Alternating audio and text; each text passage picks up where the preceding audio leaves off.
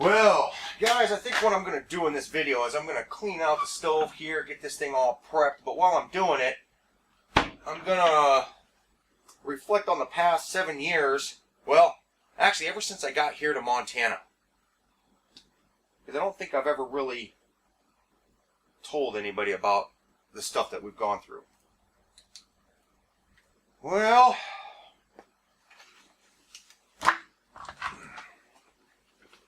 I just went down and got a new filter for this shop vac. We're going to test this out and see how well this filter works.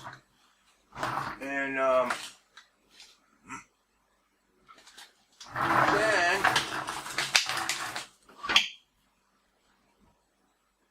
yeah, vacuum all this stuff out, clean it up a little bit.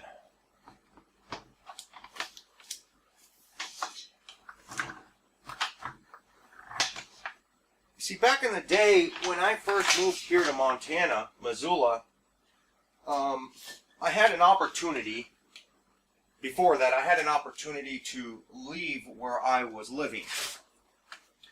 And where I was living was an okay place, but the problem is that there were no jobs available. I had tried for 5 years trying to get into one type of place.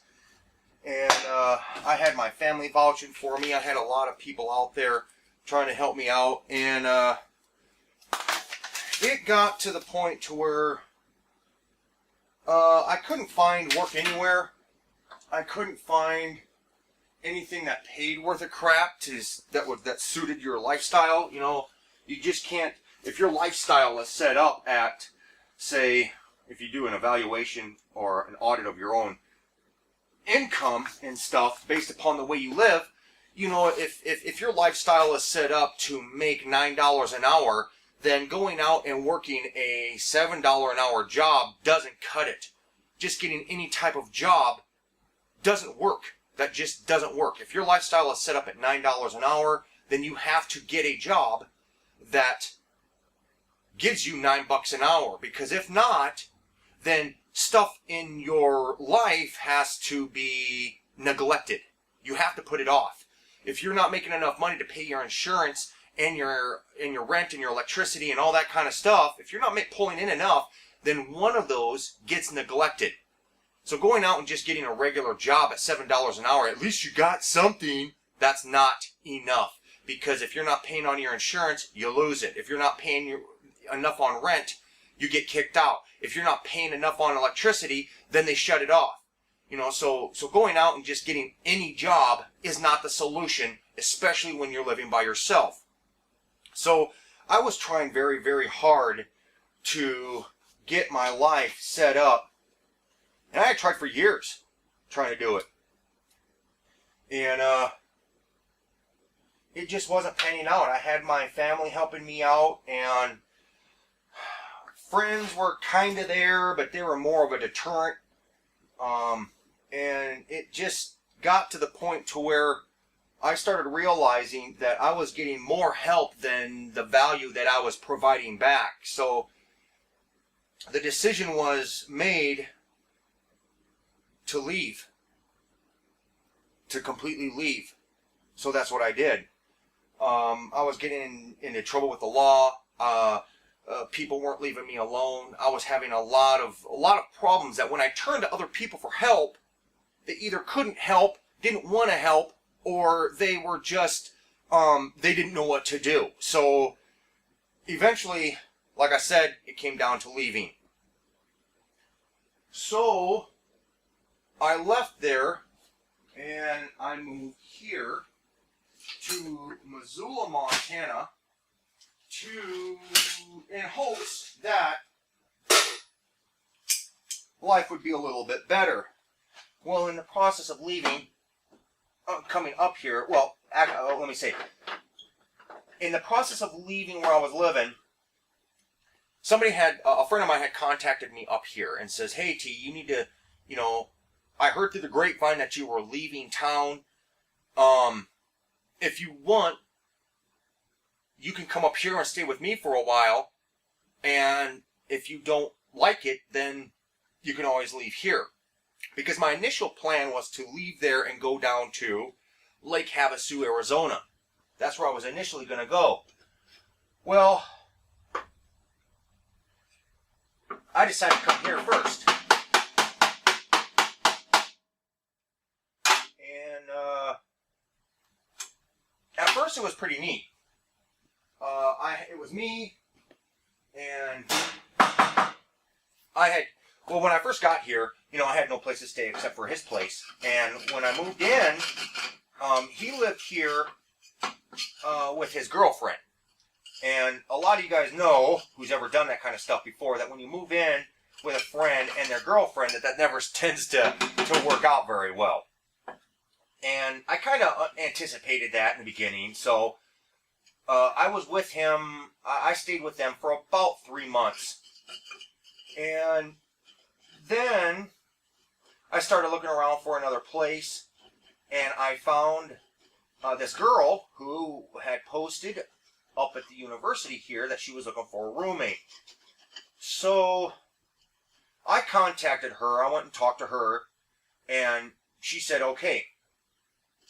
Now at the time I was working at Arby's.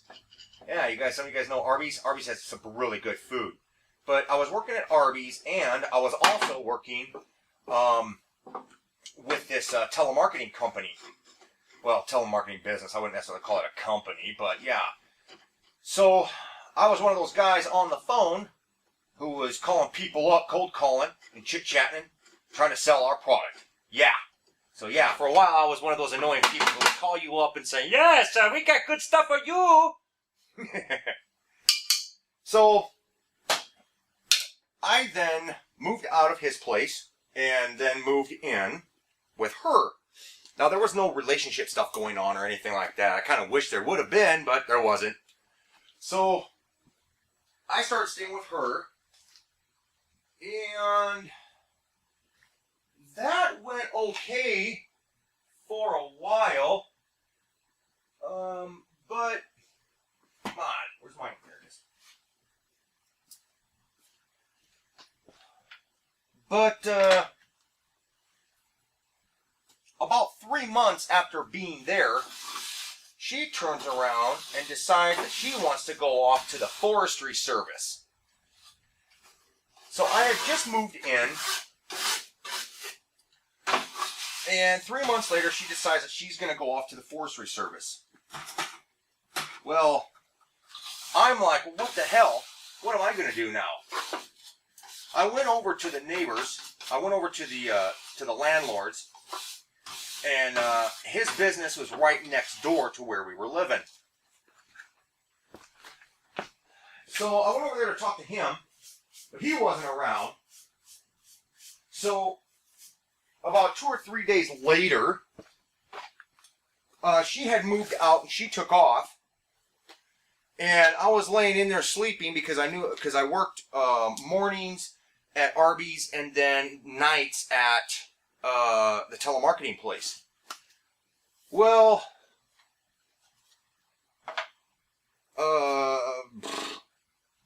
he comes in while I was sleeping and tells me that I have to get out. And I told him, I says, well, I make enough money to afford rent. I can pay rent because I was working 2 jobs at the same time. I can pay rent, so I can cover all this. And he turns around and says, no, you just need to move out because you're not on the lease. You just moved in to help her pay rent, and you got to get out. So,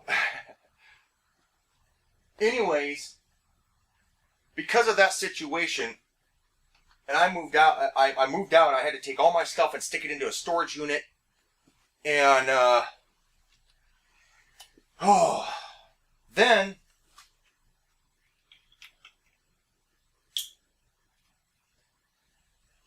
after that, I ended up, well, I was homeless.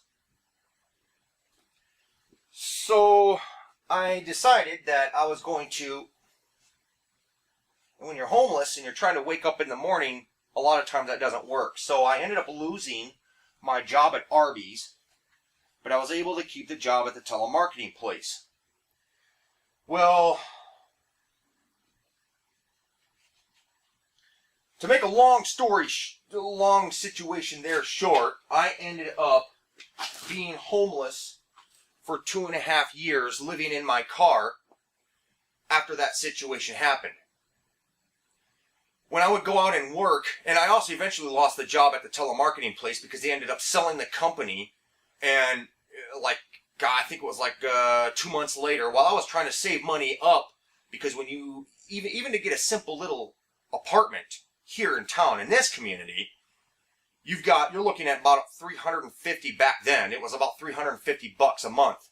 Well, to save up first month's, last month's, and deposit while you're homeless working one job is literally damn impossible to do. And so I ended up, while trying to put money aside, I ended up, well, losing that job too. So I don't know if I want to say I lost it, but, they let me go because they were reevaluating people. So then I was out. I had no job, no place to live, nothing. And for 2.5 years, I was trying to find some place where I could work long enough where I could sustain and build up enough money to the point where I could actually get my own place. And that was just damn near impossible because I'd get up a certain amount of money saved up, and then I'd blow a tire in my car. And I slept in my car. I slept in my car for literally 2.5 years straight. Now, there were people in that time period that I could have stayed with because they did offer me to stay with them. But their extracurricular activities are not things that I do. I don't smoke weed. I don't use powders or meth or any of that kind of crap. I don't do that stuff.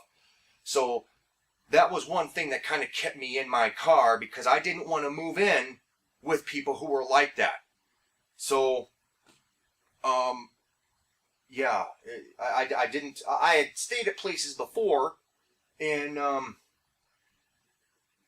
I cop up a spot I remember this one time, this kid had asked me, you can stay with me for a while or whenever you need to, or whatever. So I went and stayed there one night, and I laid down on the floor, and it was just a small little efficiency apartment. So I laid down on the floor, and then come like 2:30 in the morning, these people walk in the door, which were his friends, apparently. They walk in, turn on the radio, start blaring the radio, and they go into the kitchen and start fucking, pull out bongs and crap, and here I am sleeping on the floor over in the corner, in between their couch and their TV. And I realized, dude, this is not something I want to be part of. So the next morning, I was eventually up until I laid there probably till like 6 o'clock in the morning until I actually comatose my ass out of what was going on. Then I fell asleep, and the next thing I know, I'm waking up, and it was about 9 o'clock, and I got up and I got my stuff and I left and went back to my car. So there was a lot of opportunities where I could have stayed with somebody, but I didn't want to because that's an area of life that I want to stay away from. I grew up around that stuff. I don't want anything. I don't want to be part of that. And growing up, I was exposed to a lot of stuff that I should not have been exposed to, and now I just don't want no part of it. And so I ended up staying in my car, going back to my car, and and I had met people when I would go down to like John 3:16, which is kind of a soup kitchen. I would go down there and eat. I would go down to the Poverello Center, which is a homeless shelter, and I think I went down there for 3 days, and I went into the first day because it was like 40 below outside, and I didn't really want to sleep in my car in that kind of weather. So I went down there to stay, and the first night I realized how terrible it was because when I was laying there, and this whole room is filled up with a bunch of other guys, a bunch of other homeless people, and the place smelled. it not only smelled, but it was like, it was, as everybody would fall asleep, it was like a damn symphony of people snoring. It was so damn irritating, and it was just, I was up all damn night, laying there going, oh my God, I can't believe I'm in this situation. I can't believe I'm sitting here and I hear this. I mean, it was like I said, it's symphony. I mean, one guy would snore, then another guy would start snoring, and before you know it, every single person, every single bed in this entire place, everybody is snoring. And everybody's breathing at the same damn tempo. I'm like, oh my God, what the hell? What? I'm out of here. So the next day, I left, and I went back to my car. I'm like, dude, this is like the best situation, just sleeping in my car. I went down to, there at the Palvarella Center, I got some blankets, so I cocooned myself up in my car, because when it's 20 degrees outside with wind chill, then chances are it's about 0 in the car. So I was sleeping all cocooned up with, like, I think I counted 9 blankets at one time. 4 of those were sleeping bags. So yeah, so pretty much after I had moved out, after I left that house with that girl, and she took off and then left me kind of, what? You know, I was homeless for 2.5 years, living out of my car right here in Missoula.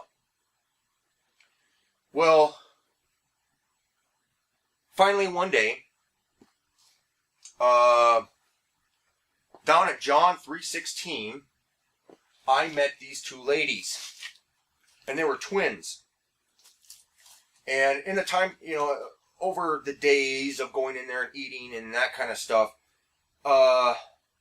one of them had said, you know, we should introduce him to Crystal. And I was like, who's Crystal? And Crystal was the other lady's daughter. She wasn't too sure about that. Mom wasn't really too sure about that. And they invited me out to their camp. They were at KOA campground because they were all homeless too. It was a whole, you know, a family of people out there who were homeless too. So I went out there, and I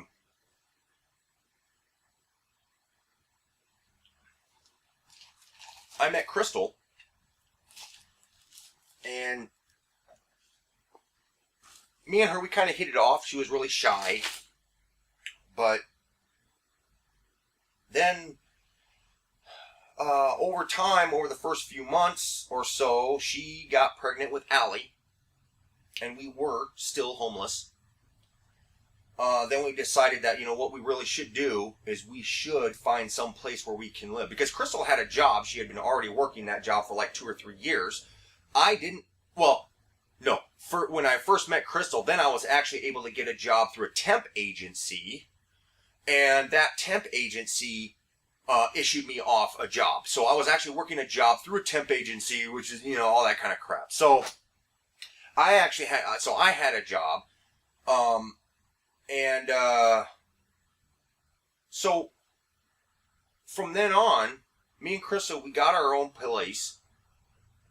And for about 2 years, it was a basement apartment. For about 2 years, we were together. And Allie was born. And then we, after that place, I can't remember why we moved out of there. I can't remember why. But we moved out of there, and then we moved into this real small apartment. I mean, it was like a studio apartment. It had 1 bedroom, kitchen, and the kitchen and the eating area was one area, and then a living room, and then we had steps that went down. So it was like a really, really small place. So it's me, her, and Allie. Allie's just a real small little girl. And so after that, I'm going to turn this thing on. I'm going to turn on this vacuum and vacuuming this out. So it's going to get a little bit loud here.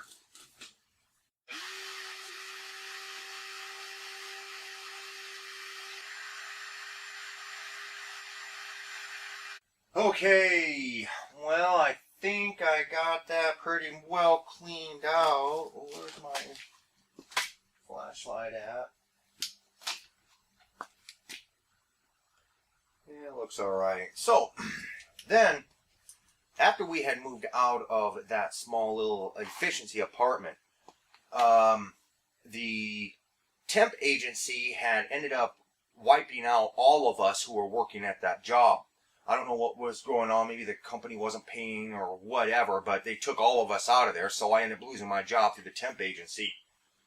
So then I was sick of that. You know, I had gone and worked for the temp agency a few times, here and there. You know, it was just like they always advertise that they've always got jobs and blah, blah, blah. But you get in there and it's just like, whoa, hold on a second. You know, they don't have squat for you. So I got really sick of that. So we moved into our next place, which some of you are familiar with. Well, it's a place where I built the Batmobile. It was a downstairs apartment, and we had the garage. Well, I went out, and I needed to do something for myself. So I decided that I was going to start a lawn mowing business. So I already had my Ford Ranger, my smaller one, not the one that I've got now, but I had my other Ford Ranger. And that served pretty well. So I went down to the bank and I got a loan. Initially what I did is because I didn't have the credit for the loan. So what I did is I went down prior to me losing that job, not realizing I was going to lose it. I took $1,000 and I put it into a CD into the bank. I let it sit there and culture for about 6 months or so, and then I went into the bank I got let go of that job, and I didn't have a job for like months. You know, I kept calling the temp agency, hey, you know. Well, anyway, so I realized that I could use that CD in the bank as collateral towards a loan. So I went down and I got a loan, and I used that CD against the loan. So I went down and I got the loan, and I went and bought 2 lawnmowers, a weed whacker, a gas tank, garbage bags, you know, all the stuff that I needed to start it out. And so I started advertising for about a month in the newspaper. Well, nothing happened at first, but over time, for about a few weeks later, I started getting calls. So I started going out and mowing lawns. And it was all right. It was a good thing. It was a good source of income. I'd never done anything in my whole life where I was actually making as much money as mowing lawns. And I was maybe doing 2 or 3 lawns a day. Now, the way I had it set up is I had a $30 minimum. And here, that's pretty reasonable. So I had a $30 minimum, but most people actually paid me like $35, you know, so that was pretty cool. And there were other lawns that, you know, I charged $45 for, and then there were other lawns that, luckily, after about 3 or 4 weeks of mowing lawns, I was actually able to have enough money saved up to where I went out and I bought one of those weed trimmers that has the 2 big wheels on the back, and then it's got the big spool in front, and it's got a, you know, engine on it. That thing was a lifesaver. I could actually go out and do large lawns now and cut down their weeds. And what was really kind of neat about that, which was better than a field mower, was because when you cut the grass down, it lays down, and when you cut the whole area, it looks like one big carpet. It's a really neat look to it. And people liked it like that. You know, some of these people who had yards outside of town and stuff, you know, they really liked that because rabbits would come around and, you know, because it had this blanket, you know, the blanket of all the fallen weeds on top of everything else. So it was really kind of neat. It was a neat look, too. So whenever I cut weeds down, nobody, after they saw the finished product, nobody ever wanted me to get rid of the weeds. Don't go out there and collect all the weeds, stick them in bags, and then take them, and get rid of them. Most people really liked that. It was kind of a neat look. So that wasn't really, that was kind of nice. Well, finally, one day I went out and cut down somebody's half acre that they had of weeds. And when I was doing that, I looked over behind their shop, their storage shed, and I saw this go-kart. It was a Manco Rattler. And I asked him, I says, I tell you what, I'll take some of the price off of cutting this if you guys want to get rid of that Manco Rattler. And they were cool, that was great. You'll have to talk to my son, but he might think it's okay. So I was like, okay. So I asked their son about it, and he was like, yeah, sure, go ahead, take it, So I ended up getting a Manco Rattler. Well, I then bought an engine for it, and then I put the engine on it. I bought a sprocket. No, actually, I bought a torque converter for it, and it was, and that right there is what spawned the idea of building my own go-kart. Well, I started going out looking around to see if I could find any go-kart plans. I found some, but I wanted something a little bit more unique, and then I came across the idea of building a Batmobile. I started going around looking for plans because the last Batman movie up until that point was put out in 2005. 3 years had passed. There has got to be somebody out there who built a Batmobile tumbler go-kart. There's got to be. Yeah. So, I came up with the idea.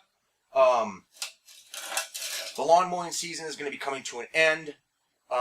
Maybe if I were to do the plans, if I were to set up some plans and sell the plans, maybe I could make enough money to sustain, because of what it is, maybe I could make enough money to sustain my lifestyle. Well, that didn't happen. So it started out where I got pictures of the tumbler, started looking at it, started going through it all, and then I started posting pictures of what I wanted to do and the idea of what I wanted to do over on chickslovethecar.com. Now, mind you, I've never built anything like that ever. Never. I've never built a go-kart before the Batmobile. The only one that I worked on was my Manco Rattler. Well, that was the only one I worked on. So I started doing the designs. I started cutting out the pieces late 2008. No. Actually,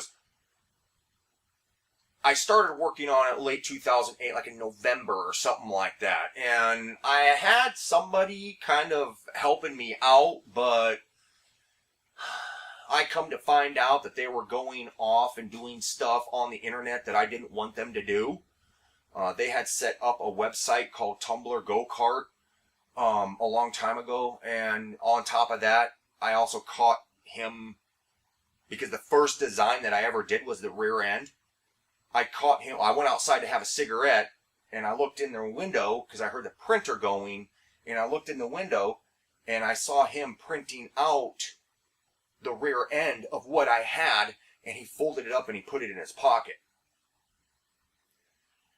Needless to say, that's where all that ended.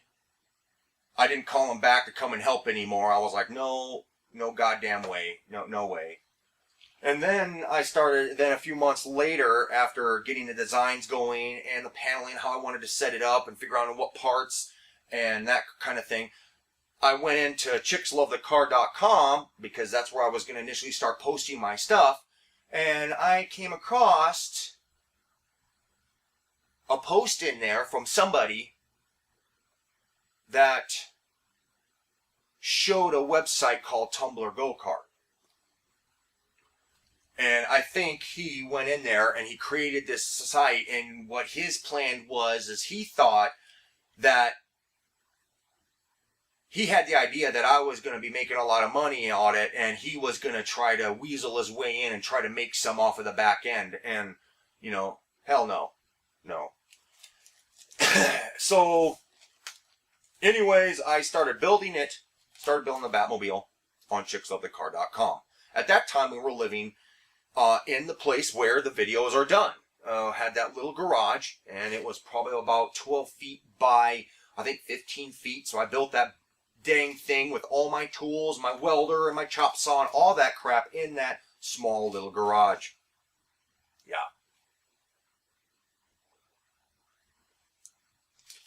Now, in the time period of doing all that,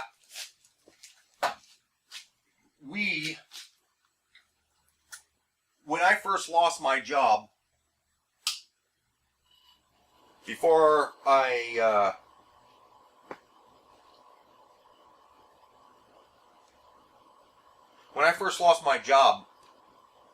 actually started going out and doing the lawn mowing thing, when I first lost my job through the temp agency, another friend of ours, really cool guy, I'm still friends with him today, him and his family were doing a surrogacy thing. They were surrogate parents. And if you know what that is, it's where you carry a baby for somebody else, somebody who can't have children. So we started looking into that, and we got set up with that kind of thing. And but prior to that, before Crystal was to go and get implanted, she had to be on these hormones. Now, I'll tell you, the hormones were to set her body up to believe her body was pregnant.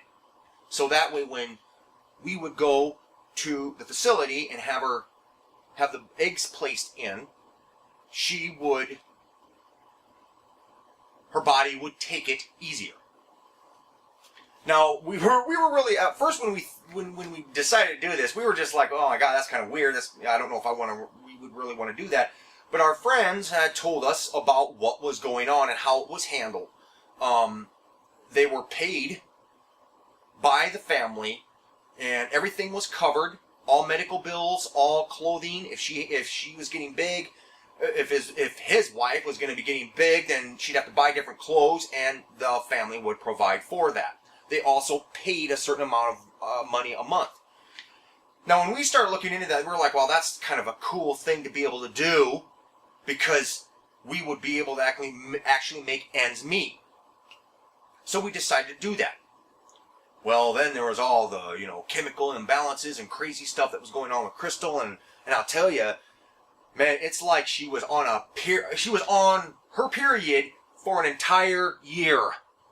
It was nuts. I mean, on my end, yeah, that kind of gave me a lot of motivation, and I had a lot of time to be outside working on the Batmobile because I didn't want to be in the house. So, yeah. But,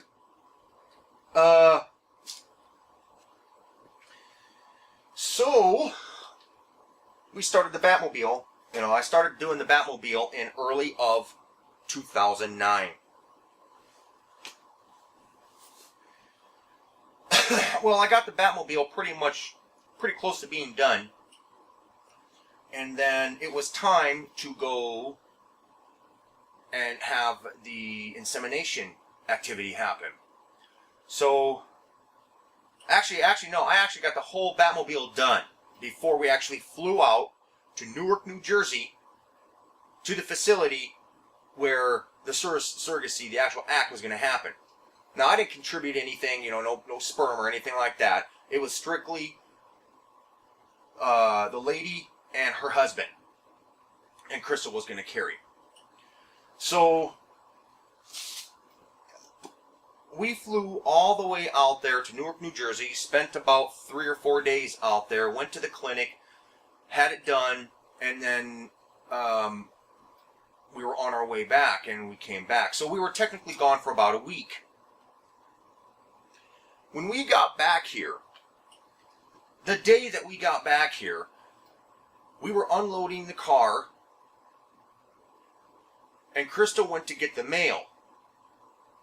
She came back And she went into the house, and I went out to the garage, and I was putting stuff in the garage, like our bags and stuff like that. Putting stuff in the garage. And she came out with tears in her eyes saying, "We just got kicked out." And I was like, "What?" So she hands me the piece of paper, and I'm looking at it, and the rental property people, the rental agency, requested us to move. And we looked at the date, and the date was done literally the day after we left. And they said we have to vacate the property in 30 days. So now, we not only had, we were gone for an entire week, and then when we get back now, instead of being out in 30 days, we had 3 weeks. We had 3 weeks to get out. We called the agency. We're like, what's going on here? Why do we have to move out? What's going on? And they were just like, well, the tenants want you to move. We're like, what? The tenants want us to move?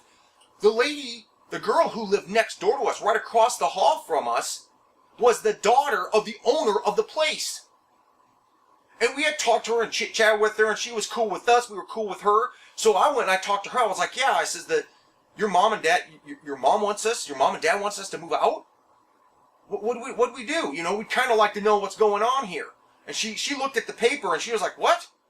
Hold on. So she called her mom. She said, I'll call my mom and find out what's going on.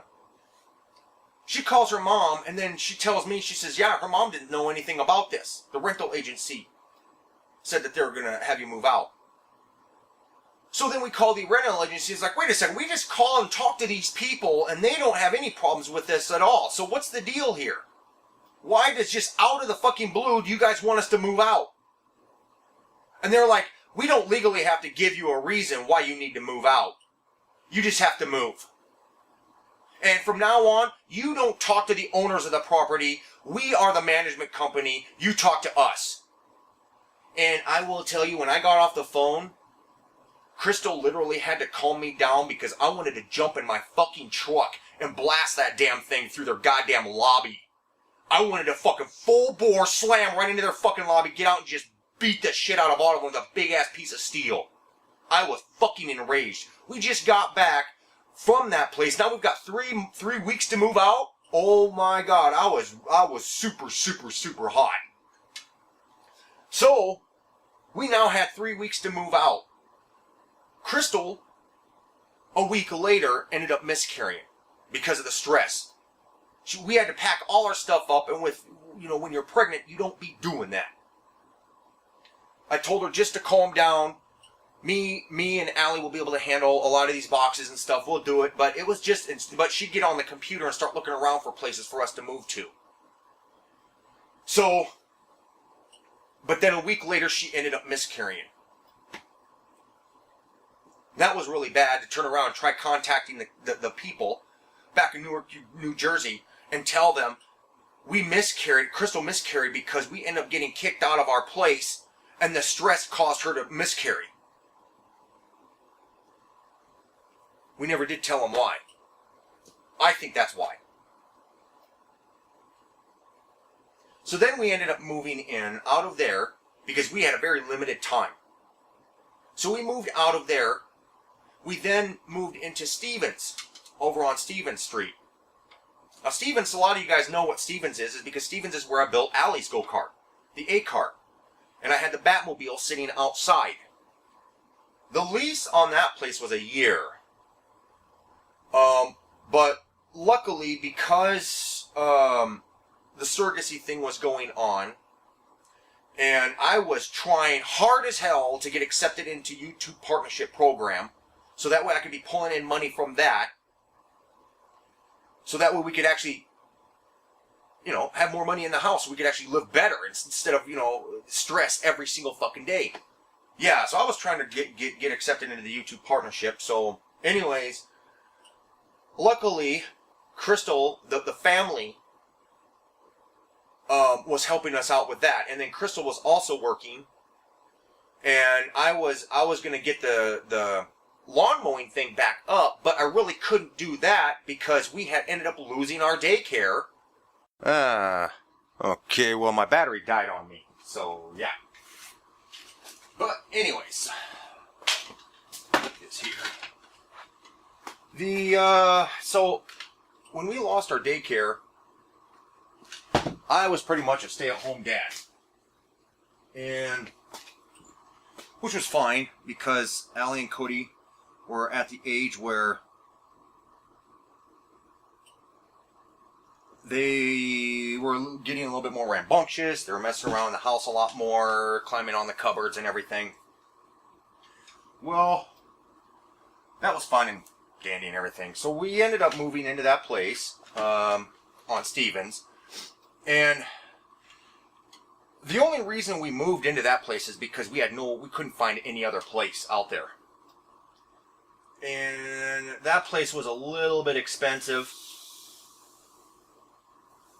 We didn't really like living there because we were right next to the road that was right out in front of our place is real heavy with a lot of traffic and stuff. It was neat because when I put the Batmobile outside in the driveway, because I couldn't put it anywhere else, I couldn't put it in the garage because the garage was full. Other than the spot where I built Allie's go-kart,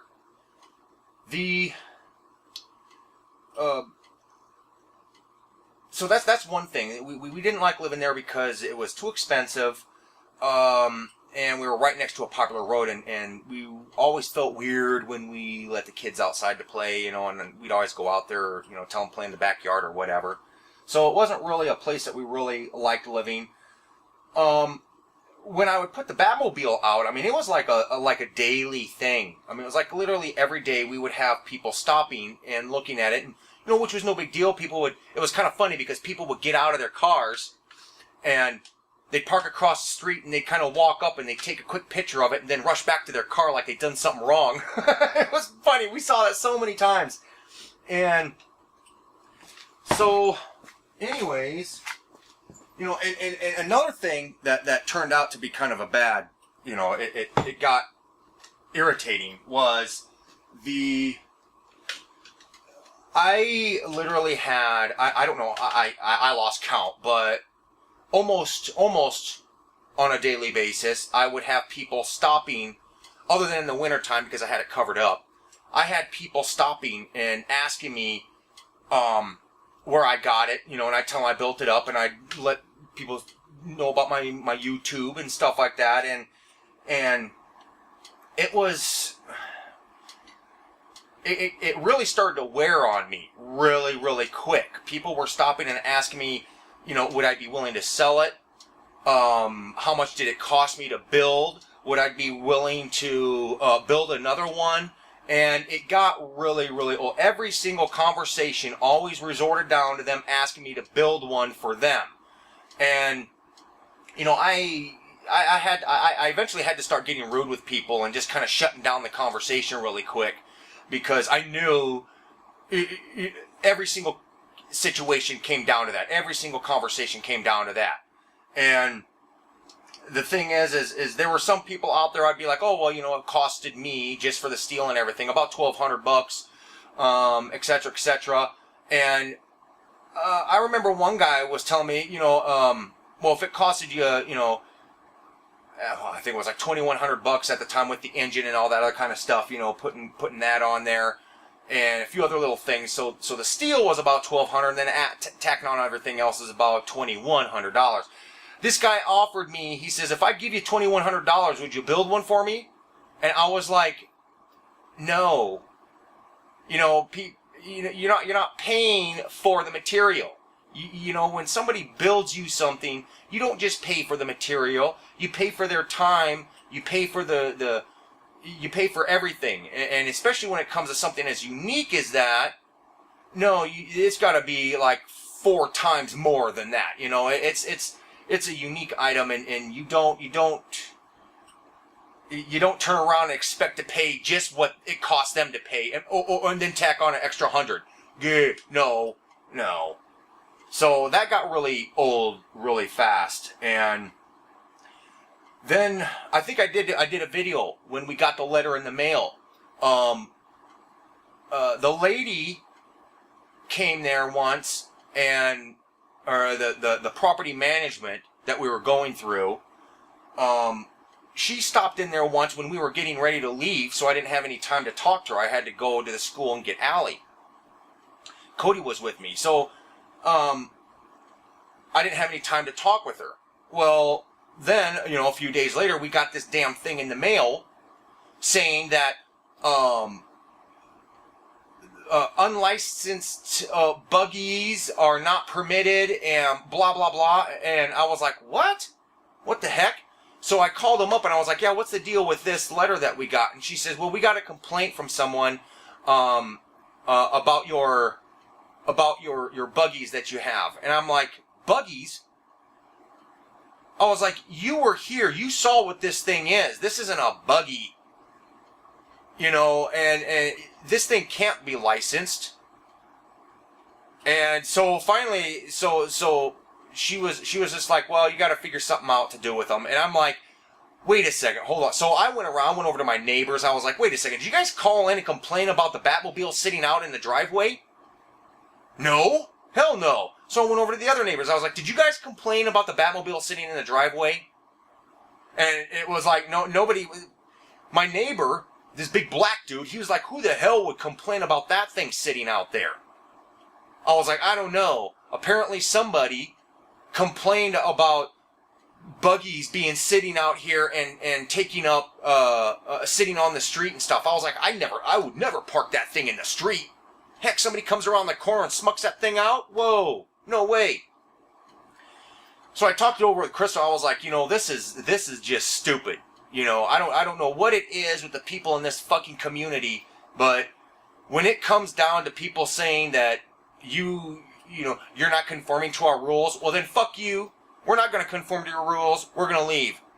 Because I learned a long time ago that the worst thing you can do to anybody is remove yourself from their life. That's the worst thing, especially if you're going somewhere and you're doing something with your existence or whatever. So I was like, screw this. I'm not gonna put up with this. I'm not gonna give up this YouTube stuff because they don't want me to have these unlicensed buggies sitting outside of our place. Because as far as I'm concerned, that's like, that's stupid. That's just, screw you. And anyway, so I talked over with Crystal, and she was like, that's just dumb. We just need to move out of this place. Now, it wasn't just because of that, but it was all because of all the other stuff. So we were like, we're not going to conform to these stupid rules. There ain't no way I'm getting rid of this stuff. Plus, on top of that, it really kind of pissed me off that I don't know if they really did get an excuse from somebody complaining or what the deal was, but either way, they're not the kind of quality people we want to be dealing with, because that's not cool. That's not cool. You don't, I don't care who you are, you don't kick a family out. You don't go in and tell people who are passionate about the stuff that they do that you can't do it anymore. And that's kind of like what that letter said. I don't know, I'd have to go back and watch that video again. But yeah, pretty much that's what it said. So we decided, okay, well, no, screw it. We're just going to move out. We're just leaving. Yeah. Our lease is done. Plus, on top of that, when we moved in there and we signed the lease with the landlord, he turned around, he sold the property without us knowing, off to somebody else. Now, that somebody else, I don't really know who they were. We had some lady come in and evaluate the property, but she wasn't with the property management. I think she was like their lawyer or something like that. But yeah, and I even showed them the Batmobile. I even showed that lady the Batmobile about it, and told them about it and stuff like that. She was like, she thought it was really interesting and really neat. So anyway, so we moved out of there, and then we moved into our place where a lot of you actually really started watching when we were living in where I built the shed, the shop, and I knew I wanted to keep doing the YouTube stuff. And by that time, I still wasn't even a YouTube partner. I still wasn't making any money off of anything whatsoever. At all. it was all either doing stuff for, well, of course, I'd gone out and done some stuff for temporary agencies here and there, and every once in a while people would come up and ask me, if I could still mow a lawn. So yeah, there's those little things that actually help me, buy the parts for the A-kart, which was Allie's go-kart. Well, then, once we moved into that other place, Crystal helped fork out the money to me to build the shop, because we also needed someplace to store our stuff. Because throughout all these years of living in these other places, we didn't have enough room to store any of our stuff. So an extra cost on us was to put stuff into storage. So not only did we have rent and electric and all the other kind of stuff, but we also had to pay for storage. So, yeah, we were scraping by a lot, and so we moved into that place, and that's where everything was actually really starting to work out for us. The surrogacy thing never happened because Crystal, after she miscarried that first time, we had to get her body set back up to be able to carry again. So, like 6 to 8 months went by where she had to take these pills, and then I had to give her these shots, and yeah, so then we flew back there to Newark, New Jersey to do another implant, and then she miscarried on that one. And so after that second time, or maybe it was the third time, I can't remember, but after that, which I kind of totally understand, after that, Crystal was done. She had been on these shots and pills, making her body think that it was pregnant for literally 2 years. 2 years. So when she said after that last miscarriage, she was complete. She didn't want to do it anymore, and I understood, and I backed her up on it. I was like, yeah, okay. So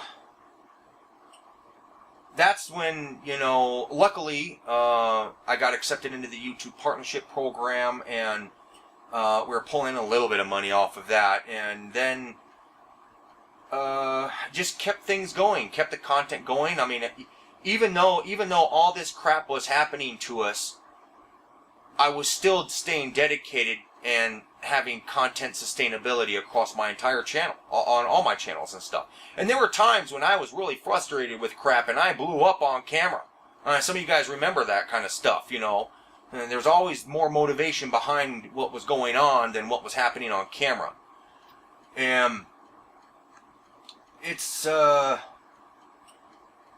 a pretty hard struggle, and I've really tried to keep the content going. Well, then we were living in another place, and then there was that time when we had her brother move in with us, and that situation got way out of hand, and then we almost got kicked out of that place, and that was the time when, see, throughout all the way back when we were living on Stevens, I was telling Crystal that we should actually be taking money, putting it aside, and figuring out a way for us to actually get a home. Because I don't like the idea that Allie and Cody's entire history of growing up is all in some vapor of rental properties. That's not good parenting in my eyes. Not skipping from one place to the next place to the next place to the next place. There needs to be roots laid down. And I helped, I'm, in this family, I'm the motivator. I'm the one who has to point out why something is worthwhile to be done. Why it needs to be done. Why should the kids be studying this? Why should the kids get into that? Why should the kids be acting this way and not acting that way? We need to put down rules and guidelines and stuff, and I'm the one who does that kind of stuff. And I can tell you right now, this place that we have now, if it was my idea to get a house and get out, get away from rental. And if my partner in life doesn't believe in that, and doesn't see any value in that, then obviously it won't happen. It needs to be a two-street thing. It needs to be two people going down the same street. So I had to get her on board with that mentality, with that idea, that this is of value to have our own place, regardless of what kind of place it is. Well, within reason, of course.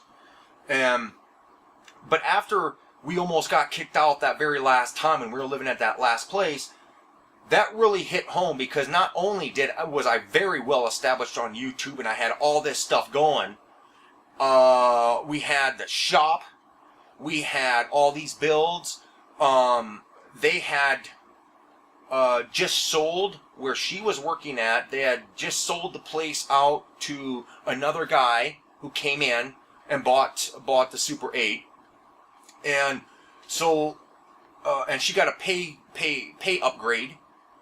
And so it was at that moment when we almost got kicked out that last time. I even put it on video. I mean, it was just like, oh my God, I was starting to cry and everything. And I was, we were just getting sick of all this. Oh, you got to be out in 30 days. We were just getting sick of this fucking community of all these people who claim to be good people, but yet kicking a family out into the cold, So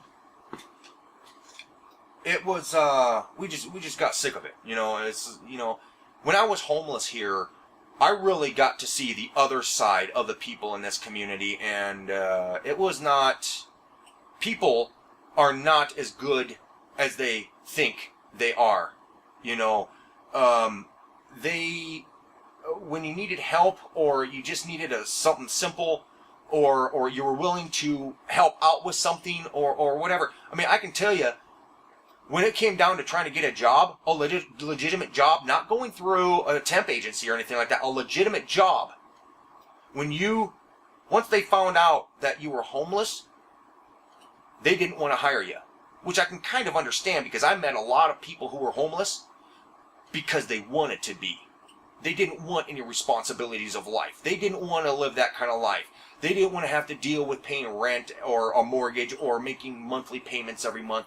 And I could really kind of understand a lot of these business owners making those decisions, not wanting to hire anybody who was homeless.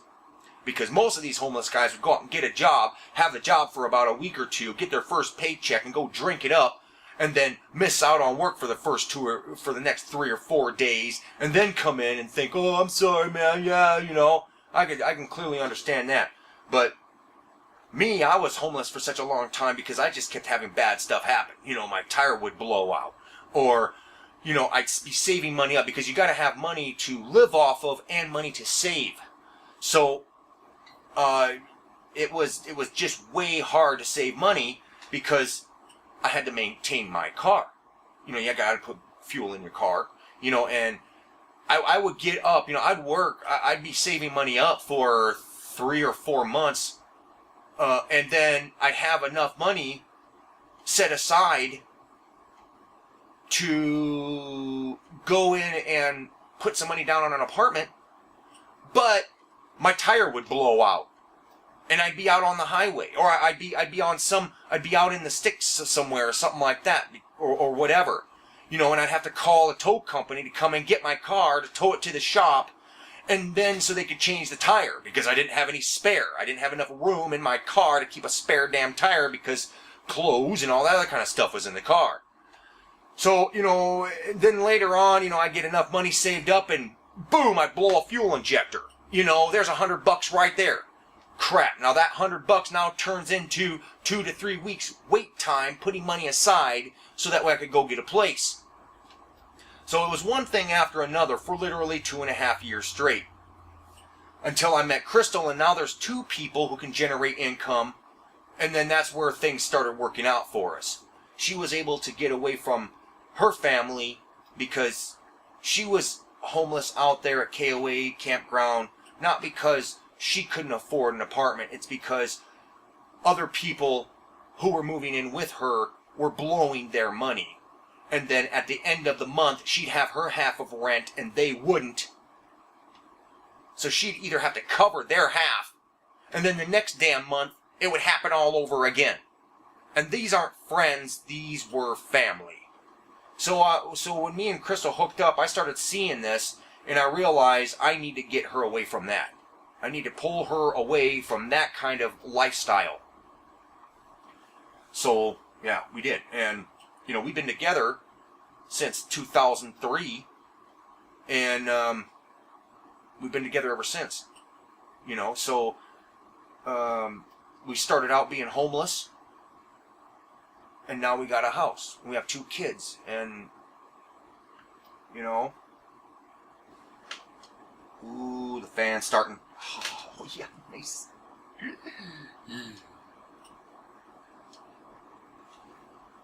Just put a little bit more water up on this thing. This is a little pan that I created, that I made so that way I can put water in it. So the heat from the stove evaporates the water, so the water, as it evaporates, the airflow spreads out the water, so it's not so dry. Yeah. But yeah, we've gone through a lot of stuff in the past 11 years. I've gone through a lot of stuff. Our whole family's gone through a lot of stuff. And I've been able to keep the YouTube stuff going. And I don't know what I'm going to do after this. But I don't know. It just doesn't seem to be worth it too much anymore. I don't know where this is going to take me from here on.